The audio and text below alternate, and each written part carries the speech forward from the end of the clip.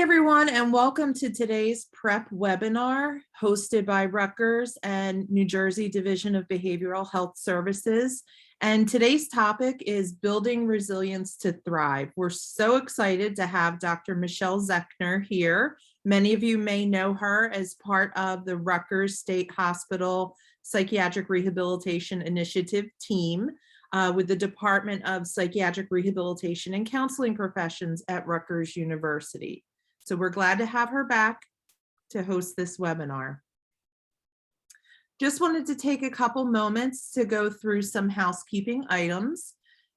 This is an interactive training and we encourage you to ask questions and participate throughout the session. Jennifer will be paying attention to the chat and any messages that come in, and we'll relay those to Dr. Zechner. A recording of this webinar will be available after the presentation on the Rutgers SHPRI website, and you see that below. And Jennifer will also paste that link into the chat at some point today, probably a couple times.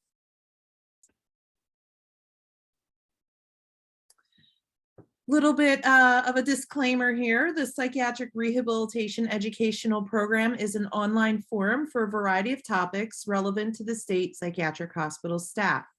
While Rutgers and DBHS are co-sponsors of this program, the PrEP webinars are peer presented, and as such, content is independently developed by the presenters each month. The views and opinions expressed in this program are those of the speakers and do not necessarily reflect the views or positions of any entities they represent. This webinar is being recorded and will be available for your review from the SHPRI website, like we said before, along with a training evaluation, which will be asked for you to complete, which we will ask for you to complete, and any accompanying handouts. So today's presenter is Dr. Michelle Zechner. As I said before, she's an assistant professor at Rutgers University. She concentrates primarily on the areas of health, wellness, and self-care strategies among people with serious mental health conditions. Her work has been centered on helping those individuals with mental health conditions, their family members, and staff who support them. With that, I'd like to introduce Dr. Zechner. Thank you, Dawn, and good afternoon, everyone. It's so lovely to be with you all again, talking about this topic, which I feel so passionate about these days, because I think we all really could do with some resilience boosting. I think we are doing a lot of activities for our resilience, but I think it's really important to make it more intentional so that we are doing our best and feeling the best that we can. So today we're going to talk about this idea of resilience, thriving, and flourishing. And that really comes from positive psychology. And we're going to talk about some specific ways we can build our own resilience and maybe some ideas we can share with our colleagues. Maybe you even want to share some of these concepts with patients if you run groups or have a lot of direct patient contact. So we're going to be encouraging all of us to think about our resilience and sharing our ideas, because I think we've got a lot of expertise in this room as well. So next slide, please. I'm hoping that we'll be able to explore different definitions of resilience and flourishing. We're going to be talking about the PERMA strategies and going over what that means. We're going to be talking about resilience and flourishing and how we might apply them in our own lives. And we're going to share ideas. As Jen and Dawn mentioned earlier, this is a very interactive presentation. I've got some polls, I've got some activities. So I'd really love for you to participate in whatever way you feel comfortable, because I love to hear what other people are thinking. And I think we can really get some ideas from one another. So next slide, please. So speaking of that, in a word or two, what does resilience mean for you? And Dawn, I'm going to share my screen. So would you mind stop sharing? Thank you. And I am going to share something called Padlet. And Padlet, basically, I'm going to put this in chat. And thank you, somebody already did. What you do is you click on that link, And once you're on this website, I'm going to drag my mouse over here. If I double click on here, I'm able to put a new comment in. So what is resilience for you? And for me, I'm going to say spending time with cats. And then if I put publish, you'll see it just popped up there. You notice my name isn't there or where I'm from. So please take a moment. It's kind of fun. I'd love to hear some of the things that you're doing to how you see resilience for yourself. What does that mean for you? So I see someone put in bouncing back. That's awesome. Stamina. That's another really good one. Having energy. Growth despite adverse experience. I love that. There's a great concept called post-traumatic growth, which we might talk about a little bit, but that's a really great one. Finding joy in small moments, laughing, being restored after expending energy, ability to conquer setbacks. Wow. Coming back. Love it. Restoring. Very nice. Strength to persevere. These are wonderful, you all. I thank you so much for sharing your thoughts about resilience, and continue to share them. I'll leave this up for a moment. Also being grounded. And I think the important thing that we need to note about resilience is it means slightly different things for each of us, and how we internalize it, how we see ourselves as being resilient is really different for each of us. And that's really important to know, especially if we're talking to someone else about their resilience. What does being resilient mean for them? A whole loaf of bread and a jug of wine. Wow. That sounds like great. I got a great time. Keeping on, enjoying life with family and friends, staying in the present. Thanks, everyone. All right, I'm going to stop sharing, but I really, really appreciate all the ideas about being resilient and how you consider it. So if we could share the PowerPoint again, Dawn, that would be great. Thank you. Next slide. And what does literature say? I think we all have a sense of what resilience means for us, but here are some ideas from the literature. One, it can be bouncing back after hard times. And I think somebody even used those words, bouncing back. And I sometimes think about a trampoline, we bounce down and then we bounce back. But it may also mean that we choose and use new coping skills to get through life. For example, before the pandemic, I was not someone who ever meditated. I took walks. That was, my resilience strategy. Yet there was just so much going on. I found I needed something new. And so I tried this thing called a pause. And I think there might be links on the Sherpri website about pause, but that literally pausing is taking a moment. It's taking a breath. It's stopping and noticing what's going on and around you, noticing your thoughts, taking a breath and moving forward. That coping strategy has been very helpful for me when I take a pause. So you might have some new coping skills that you've tried, and that sort of action is really, really helpful for you and different than you might have done in the past. Some also talk about resilience as the courage to change. I was doing a similar presentation with someone in the peer movement, and her name is Lori Ashcraft, and she's from Recovery Innovations, I think is her organization. But she talks a lot about resilience is that courage to make those changes that we have to make in order to feel better, to promote our own well-being, which I think is kind of empowering. And I think in general, how we experience resilience is unique, but what's the same and what the thing that sort of crosses across all ideas of resilience is that it usually requires we take some kind of action, that we do something.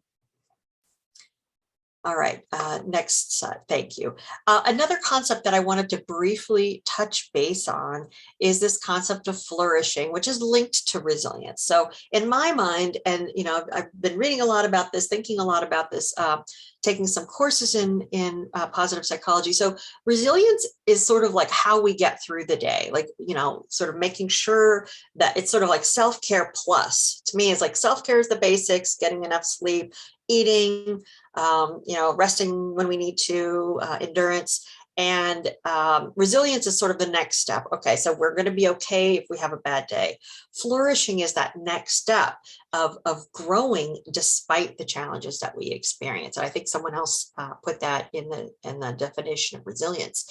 So I was looking for a simple definition of flourishing, and I found a really nice one by Robert Nemec, who is a positive psychologist. He's written many books and studied character strengths and how they support us in our day-to-day life. He says this about flourishing, that it's like supercharging your well-being and happiness. It means having a lot of social and mental emotional well-being. And the interesting thing about Dr. Nemec is that he and some other positive psychology, I guess they are psychologists. Yes, they all got together basically and created an organization called the VIA Strengths Character and a survey called the Index. So that is in your resources. It's VIA Character Strengths. And that's a really fun thing to look at your strengths and think about your strengths. And that's something that can really contribute to your flourishing. The idea of flourishing really came from Martin Seligman from the University of Pennsylvania, who started out, believe it or not, and I think a lot of folks who spent time at the hospitals could think about this, working at hospitals, can think about this idea of institutional thinking, of sort of like that narrow, like there's nothing we can do and eventually Seligman sort of said, you know what, I think I need to be studying what helps us flourish and grow. So Seligman is actually the person who switched from more institutional thinking to this idea of resilience and flourishing and growth. Next slide, please. So I'd welcome at this point for you to turn to the chat or to the question and answers. If you want to put a word or two that describes you when you're flourishing. So in the chat, a word or two that describes you when you're flourishing, if you're comfortable with that. I could tell you for me, it's definitely, I am energetic and funny when I'm flourishing. That's me when I'm flourishing. When I'm not flourishing, those are not things that ever come up. So if you want to put in the chat, like one or two words that describe how you are when you're flourishing. Excited about the day ahead. Thank you, Dawn. And it can really vary for each of us as well. Some of us know, some of us tend to be calmer people. And when we're flourishing, we're excited or hopeful. Some of us are more energetic. And when we're nervous or sort of having a hard day, it's actually, we can more likely be calm when we're flourishing. So thinking about all of those, thank you. Someone put in spontaneous as well. Thank you. Knowing those aspects of yourself and where they are sort of in your life. And if you're not there, sort of how to get a little bit closer to that. Next slide, please. So let's get back to this idea of how do we build our resilience. I think about PERMA as a recipe for resilience. This came about from Martin Seligman, as I mentioned, thinking about resilience and flourishing. And he really has spent a lot of his career now thinking about what makes people have more fulfilling lives. What does that look like for people? And he talks about thriving and growth each day. And the PERMA model is a good general overview. And I wanted to sort of share that with you because I thought it's a really great acronym to remember. PERMA, like I always think permanent, although it's, you know, it stands for something else. And it's a way to sort of organize some actions that you can actually take to build your resilience. So the first is, and we'll go through each of these, but positive emotions and how to build positivity. And we'll talk about how that doesn't mean being positive at all costs. That really means making sure that we're aware of our thoughts and checking in with ourselves if they get too negative. The next is engagement, and it's not an engagement ring. I know, you know, it's funny what PowerPoint does for you, but engagement is really being alive in your life, really noticing, really feeling good about what's going on in your life. Relationships is the R, and those are the social connections.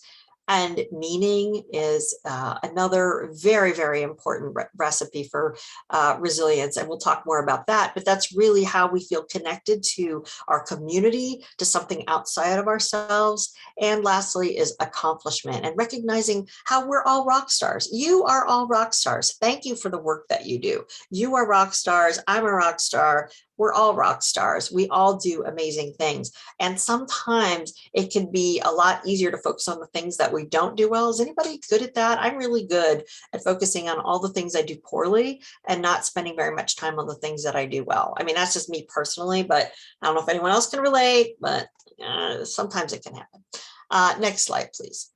So let's dig down a little bit into these. So let's talk about the positive emotions. And it is a choice, as I was sort of going into a little bit. Some of us are born like super optimists. That's not me. I was not born a super optimist. Believe it or not, I am not an optimist. However, there's a lot of evidence that Seligman and other folks in positive psychology have looked at resilience, and they've looked at how, like, those small actions that we can take to feel more positive emotions like hope, joy, love, feeling alive, pride, any kind of positive feeling. There are things that we can do. And the first thing that we could do is really set an intention or a goal or a plan or however you want to call it, basically, to kind of put a spotlight on that idea of a positive emotion and where that might be. So for some of us, I've had times where I haven't been feeling very positive about my work, and I've really set an intention to think or shape my thinking to be more positive about work. Or there have been times when I've, not had a great time with a family situation, and I've set my intention. And there's just some evidence that suggests that when we set an intention or a goal or a plan, we're purposefully sort of training ourselves on that idea. And there's an interesting, you may have heard of this popular positive psychologist, Rick Hanson. He's written a lot of books, and he talks about how positivity in the brain is like, what does he say? I always get this confused, that positive events are like Teflon. So they don't stick to our brain or our attention, but negative events are like, oh no, now I'm going to forget. Positive events are Teflon, and negative events are Velcro, right? Where they really stick. And he argues that that's like neuroplasticity, and that's part of our evolutionary well-being, that our brains had to sort of protect us from lions, tigers, and bears. Oh my. But we can do more. We can actually shape our attention and shape our focus on good things when we pay attention to them. So you could pick something small to feel a little more positive about. I'm not saying that it has to be Pollyanna, rainbows, sparkles, although if that's you, that's you. It can start small. Like, I am going to say to myself when I walk in the building, it's going to be a good day. Maybe it will, maybe it won't, but it might be one small step that you could take, or you might have another small step that you think might work for you. Another step for building positive emotions is doing more of what you love. Thinking about that even at work. I know, I've been doing these talks and thinking a lot about strengths for other people, but also strengths for myself. Knowing what you're good at, knowing what you enjoy doing. Are there ways you can spend more time doing the things that you love? And carving that out for you, whether that's at work or at home, that will build emotions, and then really noticing it. And lastly is always reflection, very helpful to sort of consider what were the positive events in your day? What were you doing? Who were you with? What were the actions? What kind of positive emotion did it kind of bring up for you? Next slide. So engagement. Michelle, did yes. you want that poll? Oh, yeah, sorry, poll. Okay, go back one, Dawn. Sorry. That's okay. So we have a poll now.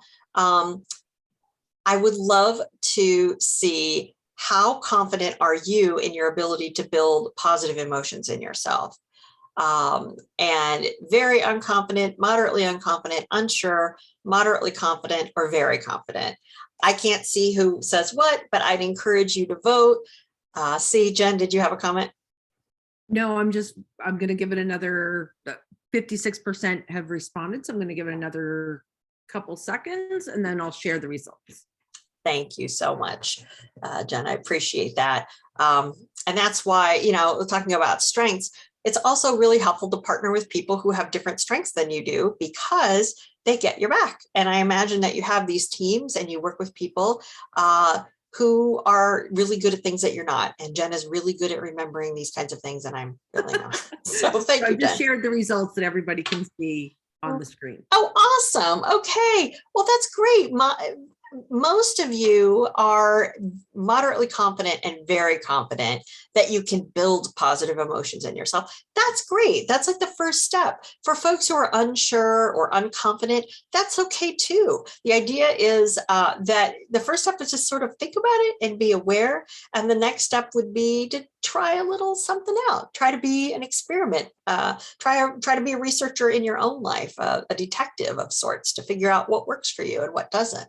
Thanks, Jen. Next slide, please. The next aspect of PERMA is engagement. I promised you we would talk about that.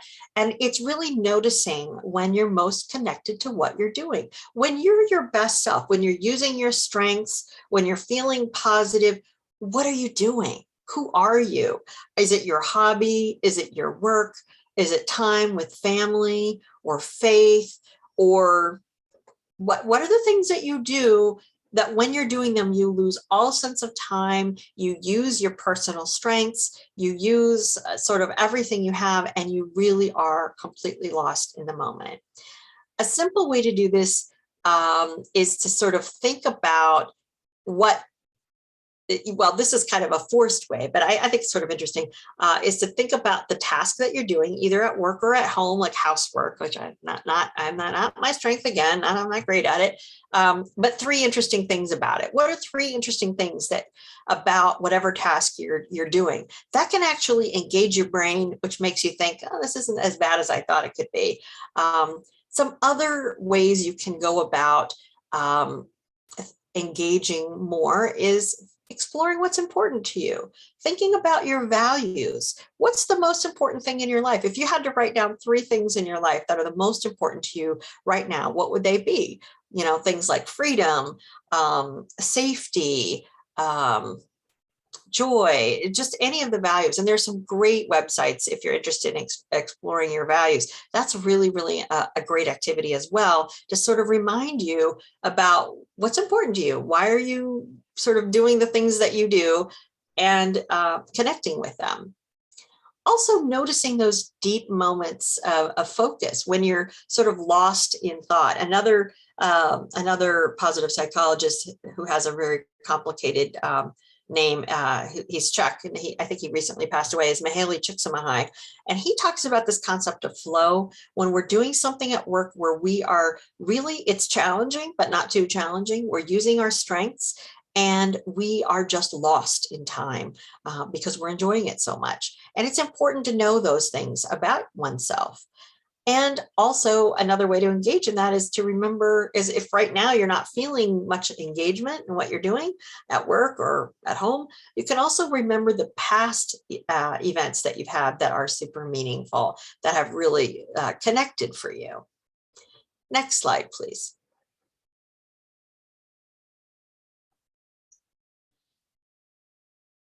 So positive emotions, it's really a choice. I think it's a kind of a choice or an action, but some strategies and skills that focus on practicing positive thinking in the moment is really sort of important. It highlights, one easy way to do this is highlighting the daily good events and emotions. Another way is to practice positivity. and, you know, sort of making sure that we're sort of going through the motions. My husband and I, you know, we practice positivity. We go on walks and then we say, what are you grateful for today? And some days are pretty awful. You know, it's been pretty hot and our walks have been pretty sweaty. And so we stretch, you know, a little bit. What are you feeling grateful for about? Well, okay, maybe I'm grateful that, you know, for air conditioning today, or I'm grateful for the fact that I can stand up and walk. Remembering those little things about positivity is really, really important. And this gratitude check-in is really important. I would welcome if anyone is feeling like it to put in chat, how do you stay positive despite the challenges that you experience? The chat does work now. I really apologize for the inconvenience, you guys, but it's up and running. Ah, okay. Thank you so much. We've got some ideas. Try to think of one good thing that happened each day. I really appreciate that. Yeah, one good thing. And actually, there's some research. There's a great website, a great organization called the Greater Good Science Center, and that's from the University of California at Berkeley. I really like them. Greater Good Science Center. It's in the list of resources. They have a lot of activities that we can try to build positivity for ourselves. And they've done a little bit of research with nurses called the 3 Good Things Project. And they ask nurses to think about the 3 good things that have happened that day when they're going to bed, and what was their role. So for example, if one of my good things today was, oh, wow, I did a webinar today on positivity and resilience, then I might say to myself, what was my role in that, Michelle? And I might say, well, you know, I took the time to think about it. I tried to be organized and think about all the reason, how I contributed to that positive thing as well, sharing information that I care about. And I see a lot of folks are saying that they are relying on their faith, and that's really what helps them build positive emotions. And I appreciate that for a lot of people, that's very, very important. Next slide, please. Another area of PERMA is relationships, and that's how we build positive interactions with others. And there's just tons and tons of research out there about the importance of social connections and reducing depression, isolation, improving cognition, like our thinking gets better when we have more connections with social folks. For older adults, having a better social network is actually linked to better physical health outcomes and reduction in premature mortality. So having friends is really, really important. And it's really important to spend time building those positive relationships. And some ideas, you probably have your own, asking open-ended questions. How was your weekend? You know, I've been asking people lately, what brings you joy? Just because I'm curious and I want to, you know, build my own answer, and reaching out with people. And that could be by phone, email, text, smoke signals, carrier pigeons, whatever you do to reach out to people is really, really valuable for you and the person that you're reaching out to. And lastly, building your social network, finding ways to find new groups of people to connect with. And whether that's, for many people, that might be a faith community. It could also be hobbies or sports. It might be other, you know, interest groups, or going back to school. I know many of us have gone back to school in our later years, and that's a way to build our social connections. So there are a lot of different ways to do that. Next slide, please. So let me ask you, how do you build positive connections with other people? So if you want to take a moment in the chat to reach out, how you build positive connections with others. I'll tell you a silly one that I do, and my friends will agree. I send TikToks. It's ridiculous, but you know, oh, funny dog video. Okay, somebody's going to get a TikTok on that. Anything else that you do to build positive communications or connections with other people? Social media, yes, absolutely. Listening, wonderful. Oh, thank you. Oh, Shannon. Oh, fancy. Sent a YouTube video. Awesome. Thank you. Funny memes, checking in with people, spending time with people, and reaching out and building up others. Thank you, Barbara. That's great. Oh, I see, Shannon. Okay. A TED Talk by David Steindl Rast on gratitude. That's a really, really good to think about gratitude and the role it plays in your life. And reaching out to friends or family I haven't spoken to in a while. Yes. I also think, and I don't know about you, but sometimes I'm not always good at letting people know when I'm struggling. And sometimes building that positive connection with other people is letting people know when you're not doing well. I usually, tend to only reach out to people when I'm feeling great, but sometimes that builds kind of a lopsided social connection. So that's something I personally am working on building. Next slide, please. And now we're going to get to meaning. Recognizing the meaning or sense of higher power in ourselves is really an important element of flourishing. I also think about this concept of multidimensional wellness, right? Where health is not just that we're not sick.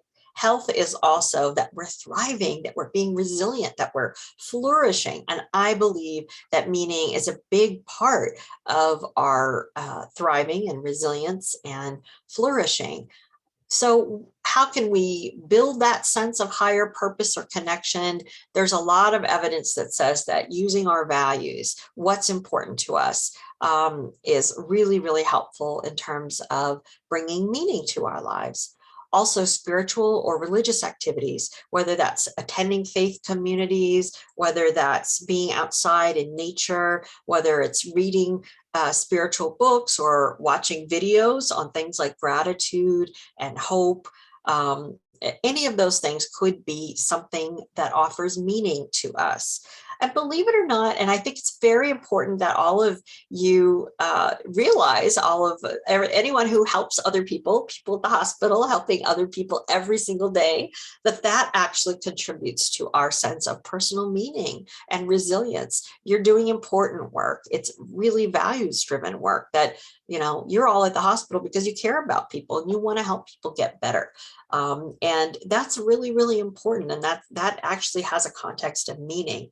I see someone else has posted in the chat, also humility, making sure that we stay humble while we're living our best lives and being brilliant as we are, of course, all of us, but also noticing and acknowledging the limits to our brilliance is very important in terms of meaning. And it can be linked to values as well in terms of how we see ourselves, how we want to be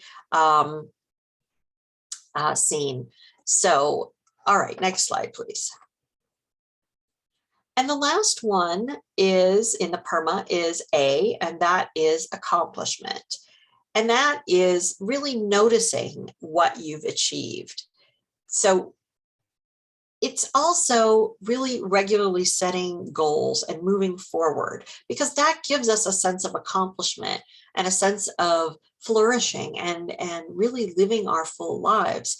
And having accomplishments usually means that we're proud of ourselves. We take note of our success. It could be something as tiny as helping someone when they've dropped all their books in the hallway, or it could be something that you're proud that you've mastered, something, and a small accomplishment in my life that I like to dwell on sometimes because it's so ridiculous is I'm teaching myself how to play the ukulele. I've been teaching myself for years. I'm not sure I'm getting any better, but I'm kind of proud that I started anyway. And I have a lot of fun when I do it. So thinking about the successes that you've had in your life, also really taking the time to get familiar with your strengths. I was telling you about the VIA Character Strength Survey Index. That's a wonderful way to remind yourself we all have 24 strengths that those authors say. And some of us, we have, between 3 to 5, what they call key strengths or key character strengths. And those are the things that we rely on every day to get us going. And it's kind of fun to look at them. And the truth is that, we all have all 24, but some of them are more prevalent in our lives than others. When I did it, thank you, Allison. Yes, I am still playing. I'm getting better, but not very quickly. And so it's important to look at those strengths and say, you know what, I am strong, and because the strengths really range. So when I took the survey recently, creativity was like my top strength, and I'm like, yeah, that's probably true about me, is I'm pretty creative. And the number 24, not that I don't have it at all, is perseverance. And I was like, oh man, I am not strong in perseverance at all, but I persevere. I'm pretty resilient, actually. And when I look at, it took me 10 years to finish my last degree. Well, it could have been a lot faster, but hey, I did it. So I did persevere. So when you look at these strengths in yourself, know that we all have them. And sometimes they're stronger in one area or another area, but it doesn't mean that we're any less good of a person if our key strength is fairness or whatever it is. It doesn't matter. It just means what you're really good at. Oh, thank you. And Shannon has shared that gratitude YouTube talk. I really, really appreciate that. Thank you. Oh, and the accomplishment reflection is moving forward in a PhD work during tough times. That's a true sign of resilience, is when we keep moving forward despite the challenges that we have in our lives.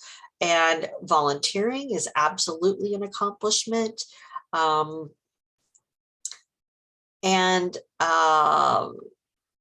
Someone says, taking myself too seriously, trying to remember to be lighthearted. Thank you. Yes, I have that disease as well, or let's say I have that strength of taking myself too seriously, and then finding those ways, if we want to have that accomplishment of finding the joy and the fun and the light heart. And so we also see that gratitude builds positive attitudes and reduces stress. Thank you. There's so much research. If there's one thing that you take away from today, know that gratitude, practicing gratitude, whatever that means to you, however you practice it, that it will definitely improve your well-being and reduce your stress. So that's really helpful. So next slide, please. So I would love to hear from you. I've been talking. I would love to hear from you about any resilience and flourishing ideas that you would like to share, which Shannon was awesome. She read my mind from afar and was like, oh yeah, I've got one, and she shared it. But I would love to know, how do you build your resilience and flourishing? And you can pick at work or at home or just in general. How do you build your resilience and flourishing? Oh, sorry, Jen, go ahead. No, I was just going to say, as you're typing in the chat box, if you would change where it says to hosts and panelists to everyone, that way we can all see all of the comments, unless you specifically want it to just Michelle, Dawn, or me. That way everyone can see some of the responses. Thank you. Thank you. Yes. So I would love to hear. So someone says, seeking help when I need it, from my spiritual director, therapist, or trusted friend. Thank you very much. That is really important, is making sure that we're getting the support we need to bounce back. And it also takes a village. And I guess I just want to acknowledge the strength in that point as well, is that we all need multiple people in our lives to help us with resilience and flourishing. So usually it's not just one person or one thing that builds our resilience or flourishing. It's really best if it's a multitude of things, and it should be a multitude of things, because things like, resilience for me is, did I sleep last night? Did I have a candy bar instead of a lunch? Did I take a walk? Did I do my yoga? Did I play my ukulele? Did I have some laughs with my friends? These are all things that really support my resilience and flourishing. And I see some folks are responding. Thank you. During COVID, it's been hard, someone says, and focusing on the small achievements made by patients, since there wasn't a lot to be excited about. Thank you for sharing that. Yes, you can absolutely feel more resilient when you notice the small progress of the patients. If you're working directly with people, noticing their strengths is really powerful, actually.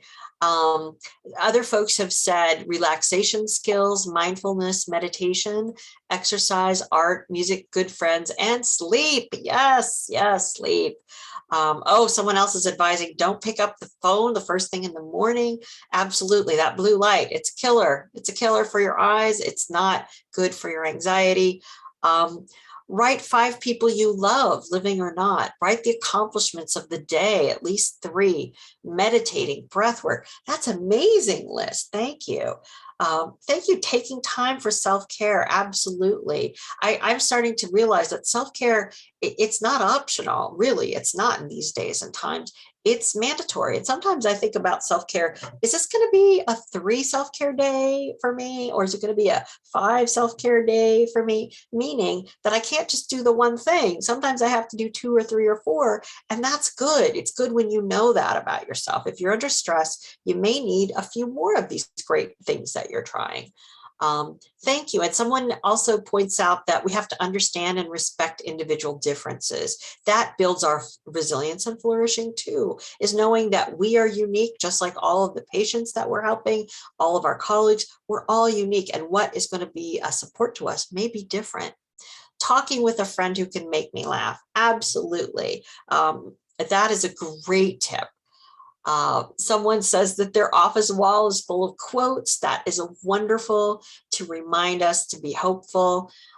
Balcony gardening, wonderful to reconnect to nature while working from home. Wonderful, wonderful. I have some basil in my backyard, and once in a while I just go out and get some basil and I feel like a tiny farmer, but it's pretty awesome.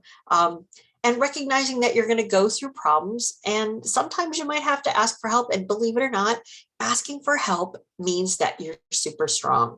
It means you're strong. I know our culture teaches us that asking for help, we shouldn't be asking for help because we're helpers. We should be experts, but really asking for help is a sign of strength. Thank you. That's powerful.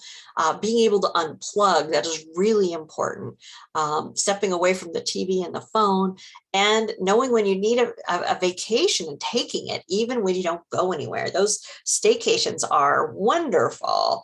Taking breaks and pauses for a mini reset, wonderful. Using prayer as a method to keep yourself resilient and flourishing. Asking for help, wonderful. Not pretending we're so strong and we keep it all inside. We are all strong. You are all strong. You would not be in the roles that you are if you were not strong. But asking for help is really, really a sign of super strength. Someone says watching the cardinals and the birds. Oh, nice. Walking in the woods. Lovely. And actually using your time off and vacation days. Super important. I think that for some of us, I mean, I don't want to say any of you do this, but I certainly do. And my husband yells at me. I check my work email at night on the weekends, which doesn't really, and on my vacations, and it doesn't always let me relax. So really, engaging, let's use the language of Perma, engaging in your vacation, simplifying, really just making sure that you keep things simple. And as you know, as they say in 12-step programs, keep it simple. And accepting and remembering that you can only control yourself. That's a wonderful cognitive reframe. I appreciate that. And showing positive affirmations that promote positive attitudes in the things we do at work and home. Absolutely. Because sometimes we need reminders. When we're having a tough day, we need reminders that, and sometimes we need reminders from other people. Jen and Dawn will tell you, I was having a rough day yesterday and I had a moment. And Jen said to me, Michelle, you need to take a break. And I'm like, yes, absolutely, I do. And sometimes you need somebody else to remind you of that. And then someone put in Mike and Ike's, the key to resilience and flourishing. I say my pets are key to my flourishing, my cats, but Mike and Ike's, absolutely, whatever is important for you. And accepting that you make mistake, but it's not the end of the world. Absolutely. Sometimes perfectionism, as they say, is the enemy of the good. My mother has a great saying, which I'm going to share with you. Anything worth doing is worth doing badly, which sounds like what? But the challenge is, if you're a perfectionist like I am, sometimes it's really hard to get started. And remembering that it can be done badly is fine if it just needs to get done. And chocolate is important. Absolutely. Thanks, everybody. Really appreciate the participation and the ideas and the thinking. Let's go on to the next slide. Oh, we see one more. Recognize when the appropriate action is to take no action. Thank you. That's a very, very important piece of resilience too. And I'm going to reframe that and call it letting go a little bit. Maybe if you've got a vision in your mind, I always think of Jen singing "Let It Go" to me when I was working on my degree, and how stressed I was, and it was like, let it go, let it go, let it go. Disney World, but it's not easy. It is not easy at all. And yet sometimes that can really contribute to our flourishing when we can let it go. So how can PERMA help? You all have some brilliant ideas. Thank you. I knew we had some expertise in the room.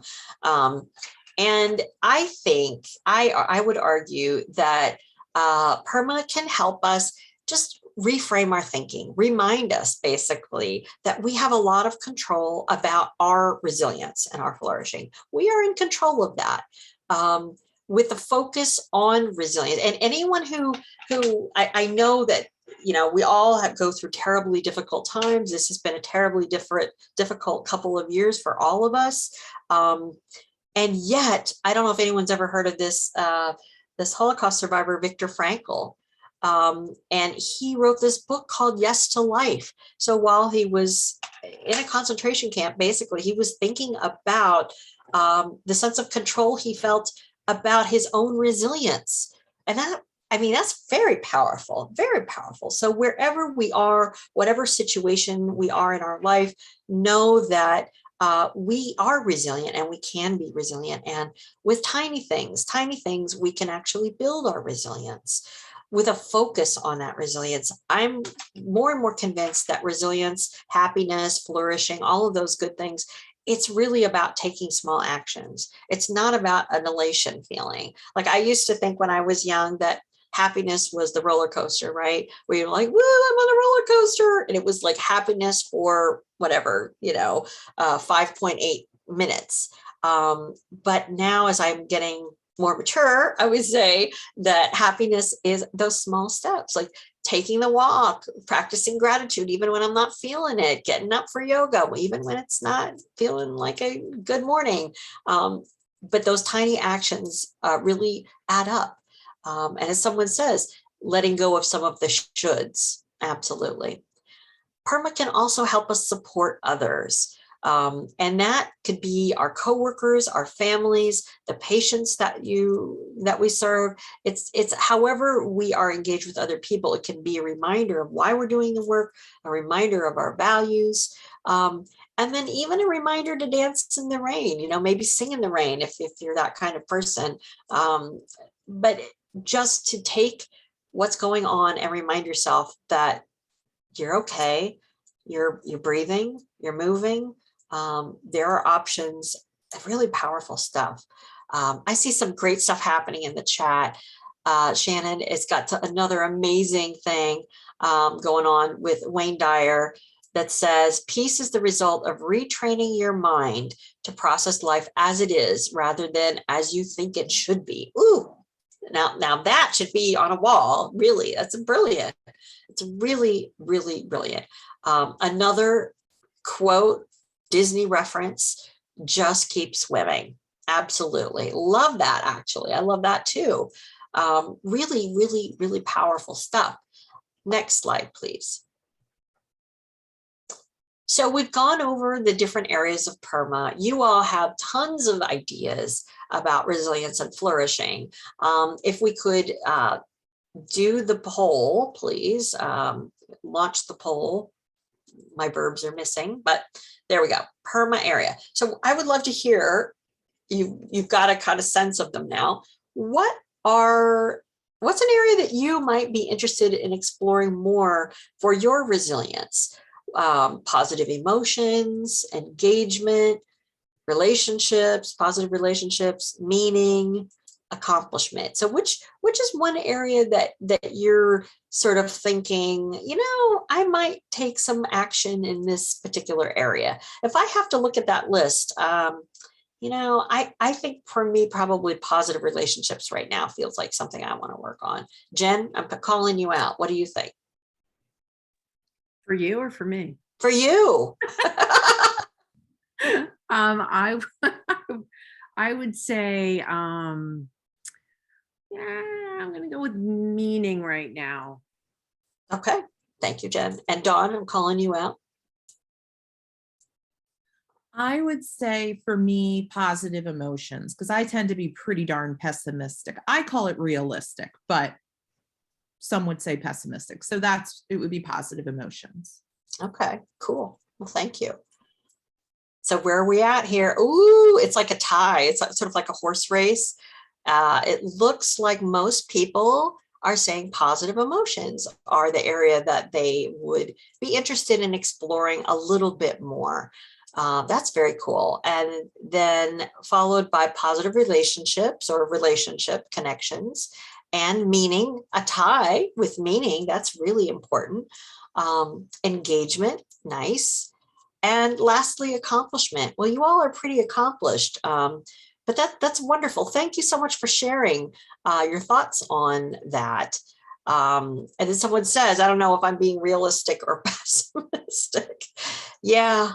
And I think the idea of, someone asked me to do a talk on toxic positivity. And I was like, I don't want to do a talk on toxic positivity. I know it's language that comes up. And I think when we think about positive emotions in the Perma model, it's not that everything is fine all the time, every day, that we should be happy, smiling, that we should be, I'm thinking of, you guys are talking about Disney, and I'm thinking about, I cannot think about the movie with the chimney sweep. I just supercalifragilistic. Mary Poppins. Thank you. I knew, I was like, if I talk around it, it'll come to me. Mary Poppins. This is with help from my friends. You don't have to be Mary Poppins. Absolutely not. But the idea is that these small actions every day, where you think about gratitude, where you think about the things that you enjoy, those can build a tiny amount of positive emotion. I'm not saying go out there and be happy all the time and smile till your face falls off, because that's not real and that's not authentic, positive, and that's not healthy either, because we need to know that things are difficult. But you can definitely sort of shape positivity. Thank you, Tom. We can shape positivity in the direction. So for me, I guess that gives me a lot of comfort, knowing that I'm not a super positive person, that I can do these small things and go around it, and it actually makes me feel better. So like, yesterday I had a meltdown with Dawn and Jen. It felt awful, but I actually felt a lot better after I did it. So the funny thing is that sometimes what you do to build the positive emotion in the moment may feel weird and uncomfortable, but then you get to the result, which is you feel a little bit more positive. Oh, someone's bringing up inside out. Yes, I love this idea. You all have so much wisdom. Finding a balance of everything. Absolutely. Joy realizes the importance of feeling sadness in the movie. It's all about balance. That's lovely. I really love that. And in fact, there's a quote by a poet that I really like, Rumi, and I'm not going to get it right. It's not going to be perfect in my head, but I will share what I remember of it. And that is that the hurt lets the light in, where, or the wound lets the light in. And the idea is that when we're struggling, sometimes that opens the door to say, you know what, this is really hard. And I don't want to be in this hard place right now. I want to be in a different place. And we could take a hard left turn. Thank you. Well, I used my positive relationship with all of you to feel better. And it was all about balance. Very interesting stuff. Next slide, please. So I welcome you now. I love turtles, and I thought this was a great picture of thinking now. I've asked you to think about PERMA. And we've talked, you all had the most amazing list of things. Like I hope we capture this chat, because it's like a volume of brilliance, and laughter and joy and lightness, and very serious stuff too. What's one small step that can bring more resilience into your life? And I would love to hear some of your ideas about that one small thing you might move towards to bring more resilience into your life. I'm thinking about what might I do? I might, for relationships, I might just reach out and call or email people more than I do right now. Willing to learn more from others. That's great. So really opening oneself up, feeling a sense of acceptance of what's happening in one's life, practicing mindfulness more regularly, 10 minutes at the end of the day before I leave work. There's been a lot of studies about mindfulness and how much it really does help clear our mind and help us transition to the next thing, letting go of the day, letting go of any challenges we've had, and sort of transitioning to the next phase of being with our family, of just letting our hair down, so to speak. Not listening to that imposter syndrome that knocks at my brain. Oh yes, Chris, I'm like, yeah, imposter, absolutely. Don't listen to that imposter, and think about accomplishments, whatever they are. And the thing about accomplishments that's really important, I know it's uncomfortable for many of us to think about our accomplishments, and yet when we do, we remind ourselves of our strengths. We remind ourselves of how we have set goals and achieved them. We remind ourselves of how resilient we are and the amazing things that we do. So definitely thinking about and acknowledging that sometimes those accomplishments, when we're not having a great resilient day, is to get out of bed. Some days getting out of bed is an amazing accomplishment. And particularly if you think about the patients that we help, taking a shower, small things can be accomplishments. And sometimes those for ourselves are important as well. Making a difficult call, writing a difficult note, all those things. Thriving in nature, noticing, that's great. So just absolutely everyone can thrive just as much as a dandelion. And reaching out to people here as opposed to my friends far off. Absolutely. So building friendships with people, new people, as well as the friends you have in other places. Not comparing oneself to other people and their personal journey. We're all in different places. Absolutely. We're all unique and in different places. Someone says appreciating the moment today and not worrying about what tomorrow will bring. Absolutely. And there's a saying, and Jen or Don will remember it. And I'm just like terrible at remembering these sayings, but it's like, what is tomorrow is a gift, and yesterday is something, but all we have is the present. I don't know if anyone remembers that saying, but all we can do is really be in the moment. And that actually really connects to resilience and well-being a lot. And intentionally changing negative self-talk to positive, noticing that's really powerful when you notice. And that's why I like to take a pause sometimes, because I'm like, it's like a thermometer check for myself. My thoughts sometimes are like, woo, wow, that's pretty awful. And then I can take a step back and be like, I don't want to have these negative thoughts. Let me reframe them to something more positive. That's a really, really great activity. Next slide, please. I think we've been having that discussion. Any other thoughts or perspectives? I welcome your questions, comments, ideas about PERMA and how you might use it. I just wanted to share that if you are interested in saving the chat, because there were so many wonderful ideas and suggestions that came up, there's 3 little dots on the top right of the chat where you would type. And the very first thing is save chat. So you can save this entire list of great ideas and suggestions that came up if you're interested. Thank you, Jen. And then someone has put in, hi, Pat, intentionally changing negative self-talk to positive. So absolutely, absolutely, really, really important to notice when we're talking down to ourselves, because that doesn't make us resilient, believe it or not. I'm pretty good at telling myself how bad I am at whatever I'm doing. And believe it or not, that makes me want to crawl under the covers. And there's a lot of evidence that suggests that the more we beat ourselves up, the less motivated and interested in and likely we are to do the things that we want to do and need to do. Also acknowledging that there are good people in the world. Yeah, really nice. Well, thank you. Next slide, please. I gave you guys a big list of resources. Please check out the Greater Good Science magazine. The link is, I think Jen's sending that out to you. There's some great stuff by Harvard, the Human Flourishing Program, more information about PERMA. You could hear Dr. Seligman talk about it, and some things about flourishing and the 3 good things practice that I was mentioning that was offered to nurses.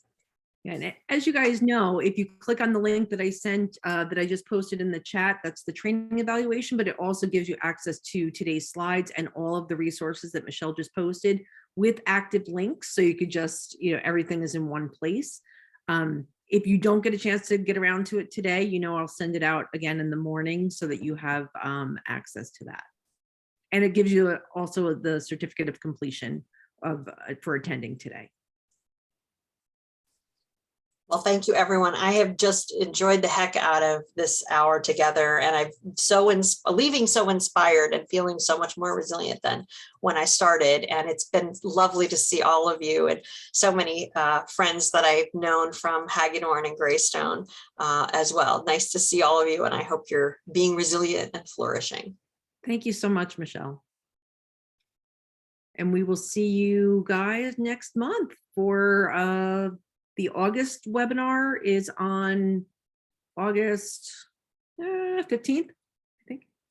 3rd Tuesday, 3 o'clock. We'll see you then. Bye, everybody.